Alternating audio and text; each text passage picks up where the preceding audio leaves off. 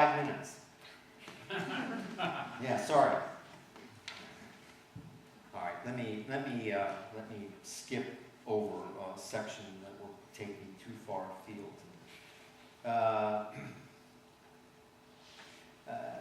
The museum shows allow an audience to imagine, he says, the outside world as, quote, splendid, infinite, ecstatic, close quote.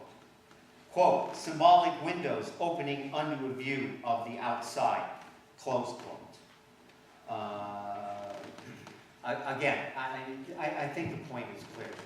This is a total idealization of the experience of the curator, and the movement of art production, or if you like, general creativity now passes into the institution itself. Right? The artist then, more than ever, is a cog in the machinery of the dissemination, circulation, reproduction, exchange, or if you like, the representation of art. The representation of art is the only thing that makes art art. All right, let me try to draw some of this together. Anti-intellectualism, it's a large concept, and I'm not doing it justice. Sometimes it's attached to censorship, sometimes it's attached to omission. They're, of course, not the same thing. Omission itself, in other words, can take many forms.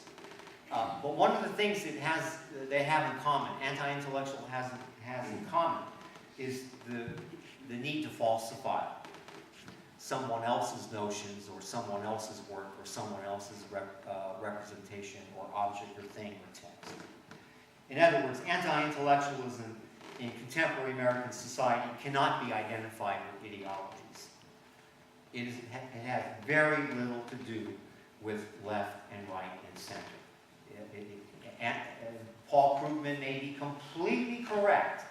I have no doubt that Republican economists have their heads in very unusual places in order to come up with the numbers that they come up with.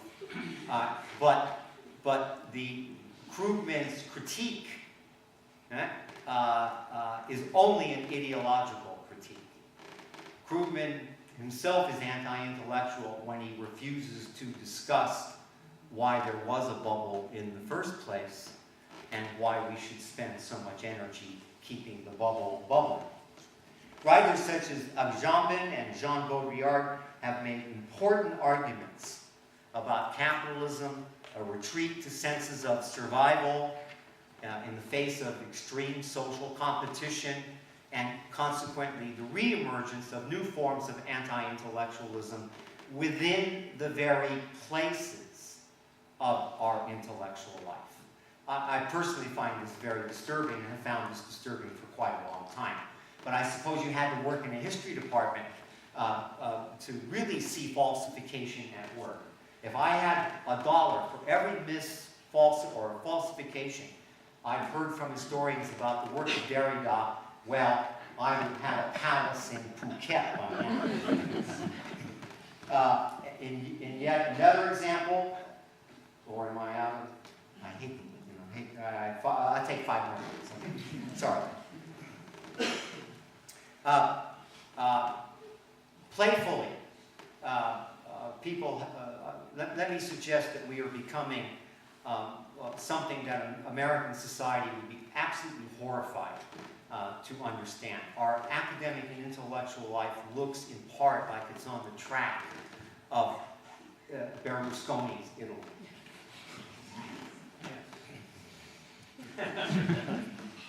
Academic hiring decisions there, according to Alexander Still, who argues that Italy's intellectual and social troubles have very little to do with Berlusconi. He says that the political caste in Italy, that is the people who hold positions of power, regardless of their ideologies, that the political caste in Italy is a wrecking ball, he says, because patronage, among other practices, is rampant. Quote, a depressing lack of turnover in Italy's public institutions, close quote. 1,000 historians last year, 985 or so new PhDs in all fields of English. Lack of turnover. We should be producing 50,000 historians a year, to change the arteries, if that's what we're doing. Academic hiring decisions in Italy, he says, are rigged, quote, in favor of friends, relations, or toadies of the so-called baroni. And then he has this extraordinary example, which I hope we can end with on a smile. He cites the case of the University of Naples Medical School, where the baroni, quote, falsified evidence in order to guarantee that their candidates, including the son of the chief baron, won the supposedly open competition.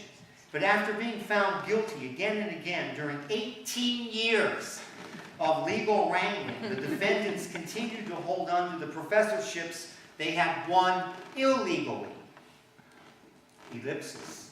Even after the offending professors lost their final appeal, the education ministry decided to leave them in their jobs with an edict written in perfect bureaucraties.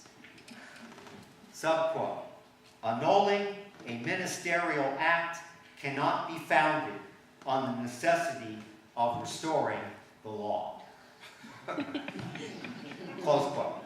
That's a paradox. Or something more. All right, again, with so much at stake financially, reputation-wise, social reproduction, the enlightenment of the next generation, there's a zillion sub-values and sub-concepts at play here. It's not surprising then that in intellectual life today, that even law is secondary to politics. In other words, I'm not making an argument for more politics brought into the arts and humanities. I'm making an argument that we should discuss the actually existing politics that actually exist within the institutions that we have actually created. While I'm not suggesting that high university education in the U.S. has commonly achieved the Italian experience, it does point to the fact that with U.S. universities, we are on a very strange road indeed. Okay, that's it.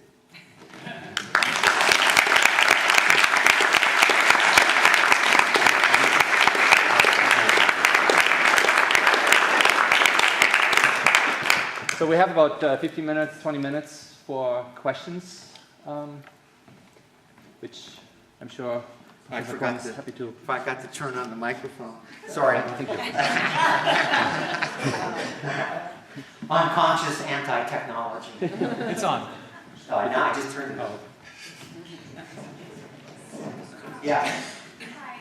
Hi. I really enjoyed the lecture and the sarcasm, and I have two questions. For the example of the MIT book that you shared with us, Royce. yes, MIT Press book, were you one of the reviewers that reviewed the book? And so a question I have is... Was I one of the outside reviewers on for whether it should be published or not? Yes. No. Okay, so it seems to me that one problem in all this is that books, manuscripts tend to be reviewed by people who are likely to applaud manuscripts, because yours is a very different kind of view from what the book expresses. So that's also endemic of public institutions. Well, you want to... I have a second question. Okay. I can't comment on the first one. Okay. So go ahead. No, I'm sorry. Go ahead.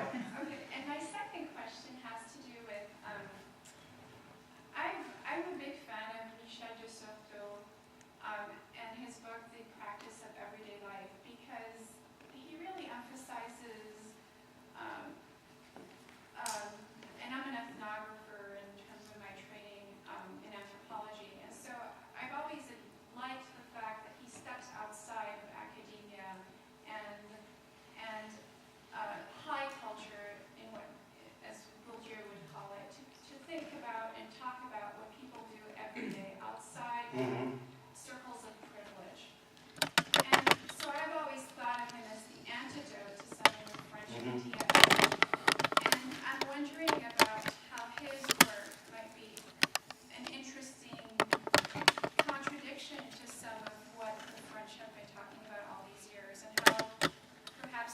guess, could help us understand anti-intellectualism from an everyday perspective.